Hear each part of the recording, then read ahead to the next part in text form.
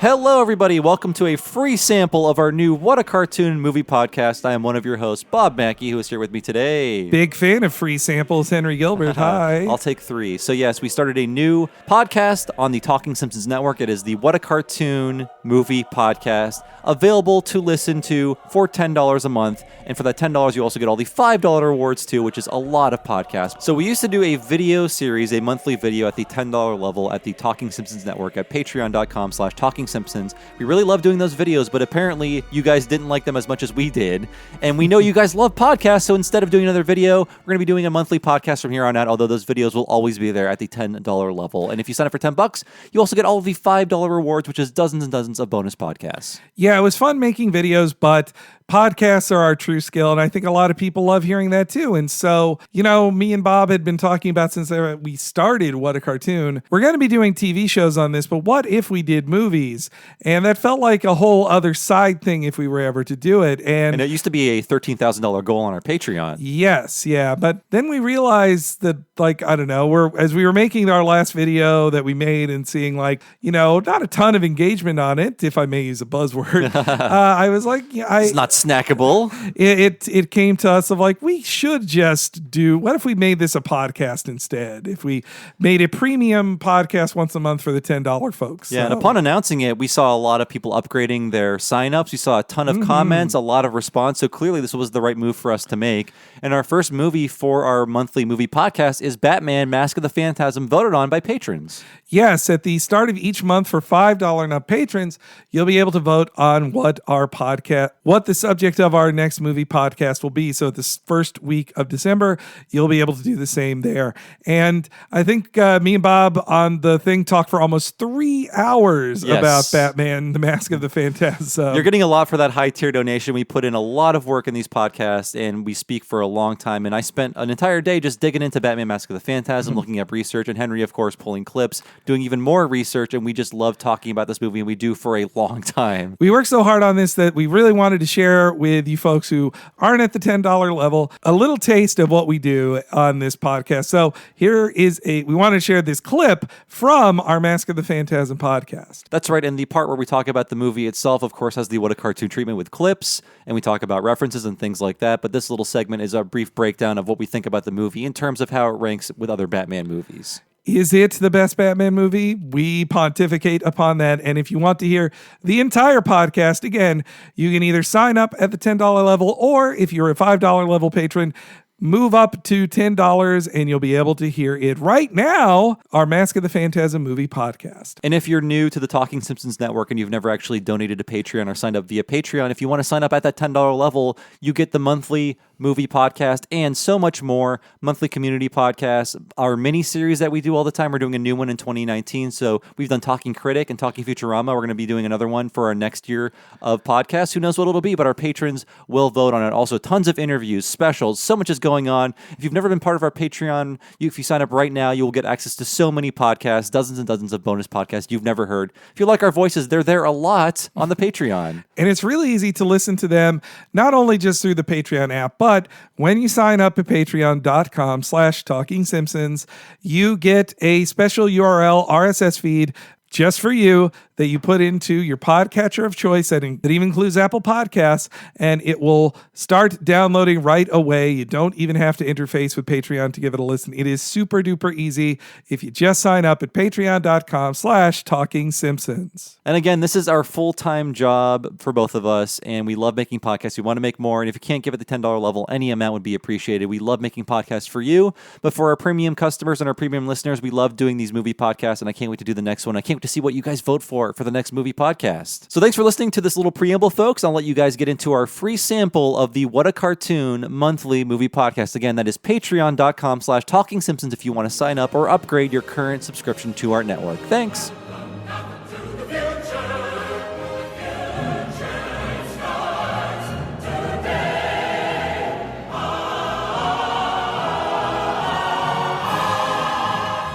I gotta say, Henry, this is the best Batman movie, period. And I have my reasons.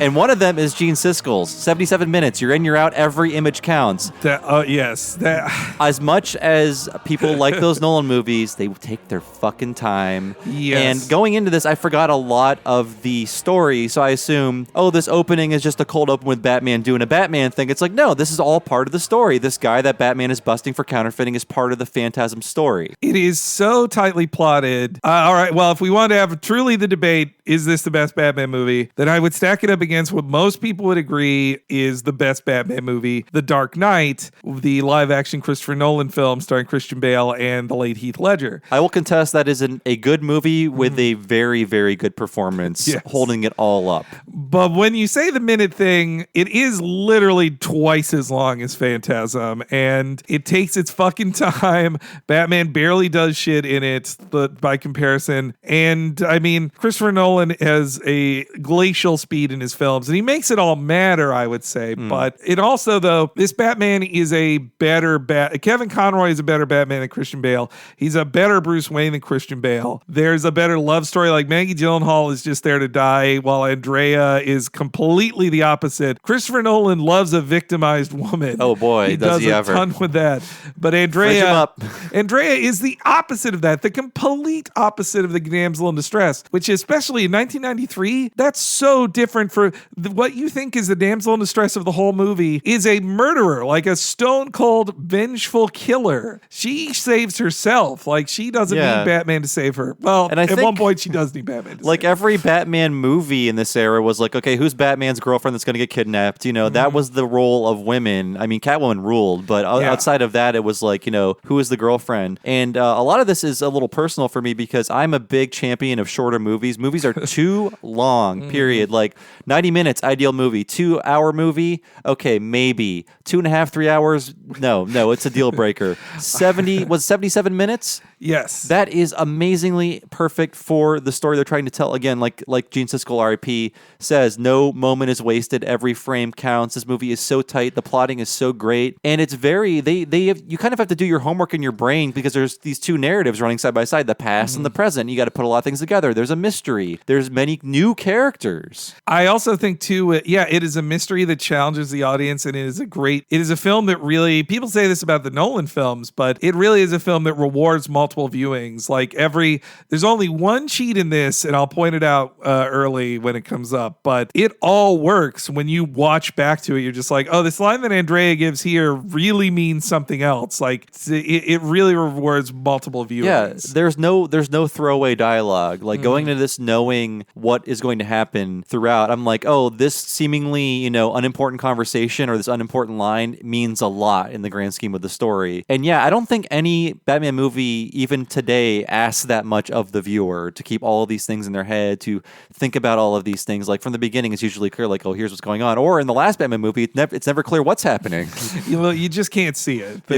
No, this Batman, I mean, Kevin Conroy gives a performance for the ages of Batman here. Same with Mark Hamill as Joker. I would put their performances right up there with Heath and Christian Bale in Dark Knight. Honestly, Christian Bale can occupy the body of Batman better in a physical space than probably any other actor has done, but his voice just is not Kevin Conroy's. Like, even the speed of it, and also honestly, I think it is more mature in Mask of the Phantasm. Like, there's no kids in it. There's very few like fan servicey moments or just like, here's where the audience all applauds type moment, which The Dark Knight absolutely has. And two, Dark Knight had way more time and money than this movie did. I wish what this movie could have been with like $3 million more in 6 months. Like, yeah. Oh God. Just thinking about that. It's so good. And my one crackpot theory, I think it's kind of a crackpot theory, is for me personally, Batman really only totally works in animation. Like the only way Batman works in live action is just through clever editing, because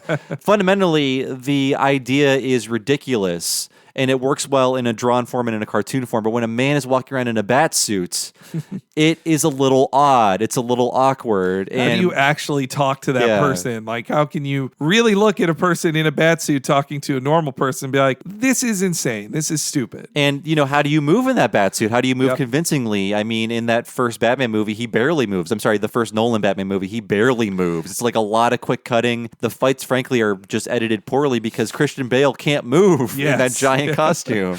Batman is a fantasy, and it works even with CGI backing up a live action person. It works so much better with just a drawing moving around. And this also functions as one of the most economical Batman origin stories too. Like, Batman Begins takes a very long time to tell this same story. Yes. And like Batman, I mean, this was something that makes this easier for them too as a movie, Phantasm, is that they had all of the show to fall back on. Like, they're like, well, we don't have to explain all these things because the show did this. Though when they do have some really great dialogue in here that is just like, hey, if you've never seen Batman before, this is who Alfred is. Like, we'll have a one-line thing about who these people are. They're very smart about it. Yeah, you don't have to really walk into this knowing anything about Batman or the characters. And I feel like it stands well on its own, and it stands well as a companion piece to the series. And there's some stuff, it's just like, well, yeah, why does the Joker live here all of a sudden now? And where's Harley Quinn? There's some weird, like, out-of-continuity stuff. But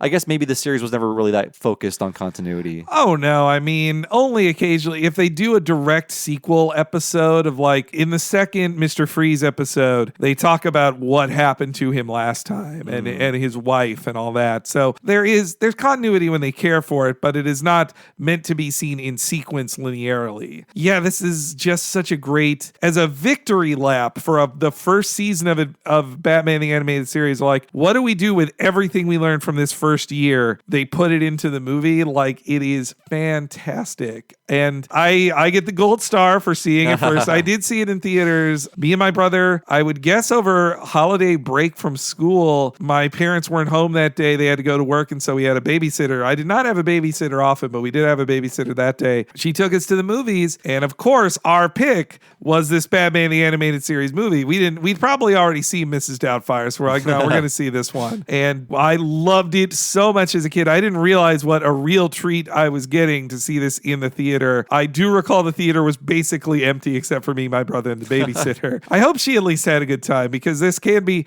I would imagine how this film falls on somebody. Like, as a kid, I didn't understand sex scenes. I didn't understand murder that happens in this movie. Yeah. Some of that stuff was lost on me as the 11-year-old seeing it back then. Boy, I wish I could have seen this in theaters. As a kid, for me, it was really hard to get my parents to take me to the theater because it was the very working class. Like, we have a VCR. That's where you watch movies. We got the VCR for that. We don't go places. So, but I mean, that year, they had to take me to Nightmare Before Christmas. As a little animation nerd, I would not let them not take me. So I was like, you're fucking taking me this weekend to see this important movie. But this was maybe less important. But it would come out on VHS, like, I think the next fall. It wasn't, I mean, things were moving a lot slower back then. But this was on VHS pretty quickly, and I enjoyed it then. I rented it then. But yeah, I really wish I could have seen it. I'm going to miss it in theaters because I'm flying to Vancouver the next day when it's in theaters. So I'm going to miss it. But boy, maybe sometime in the future, Fathom will run it just for me.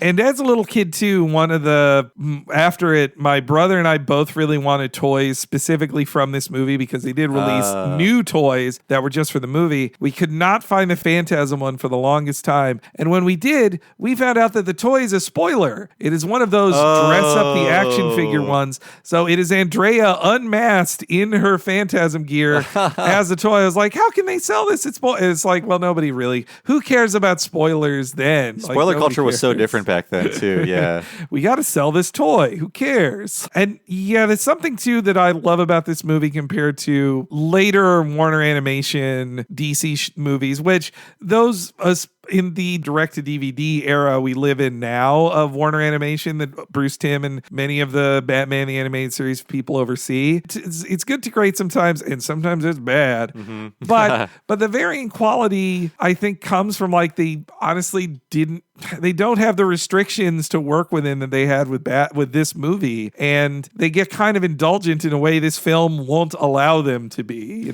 I remember really loving Sub-Zero, and I want to watch it again. I feel like they had more money on that. I remember it looking very good, and also Mr. Freeze is the most tragic character. You get the most pathos. I do remember getting choked up during that movie. That's a great follow-up to this. And there's a third movie in this sort of unofficial Batman the Animated Series movie trilogy, which I haven't seen. It's a 2003 movie. Mystery of the Batwoman. It is interesting. It is made with the digital style of Batman Beyond, which was current with it at the time. The animation isn't as good, but it's good, and it's basically the finale of the Batman the Animated Series solo universe of stuff. It's good, though. It also was the first time where it really creeped me out that Barbara Gordon. That was the first time Bruce Timm was like, Barbara Gordon can be with Bruce Wayne. Come on, let's do it. Yeah, the Barbara Gordon thing never sat right with me. But I was looking up information about the sequel movies, and the late 90s were great, like secret anime direct-to-video things. So there was Batman Sub-Zero, and then there was also Scooby-Doo, the Zombie Island direct-to-video movie, which is so good. That's another great direct-to-video movie from that era. That's another potential for coming up here.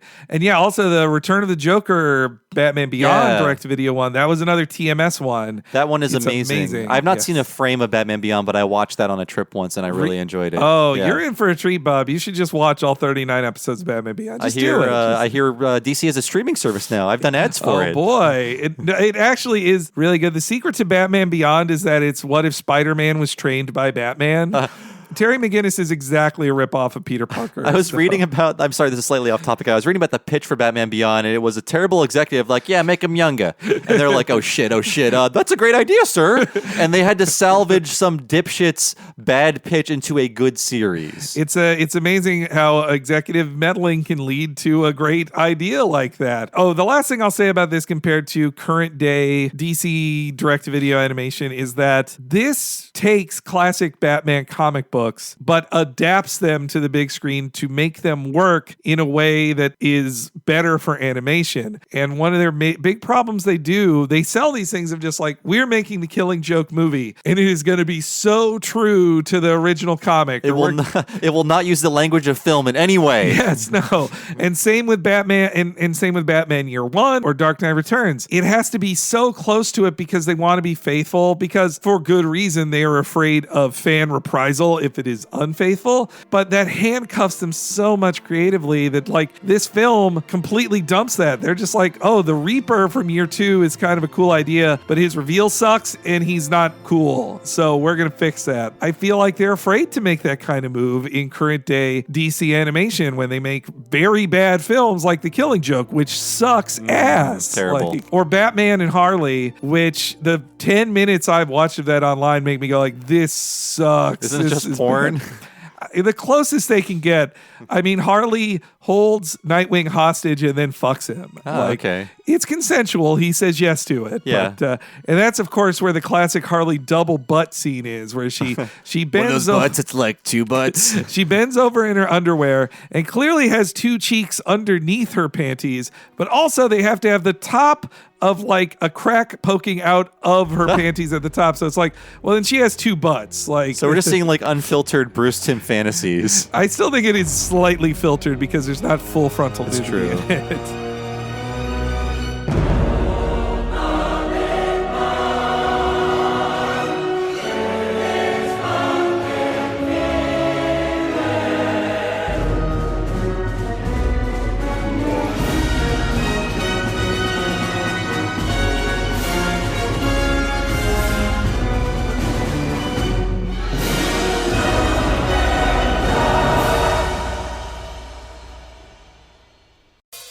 Looks like you need a vacation. Enter the 5-Hour Energy Where Will the Tide Take You sweepstakes. You could win a $10,000 dream beach vacation. Imagine jet setting off to a tropical paradise, having fun in the sun, or diving at a gorgeous reef. It's up to you. No purchase necessary. Go to 5HETide.com for official rules and to enter. That's 5HETide.com. Enter today. Ends June 30th, 2024.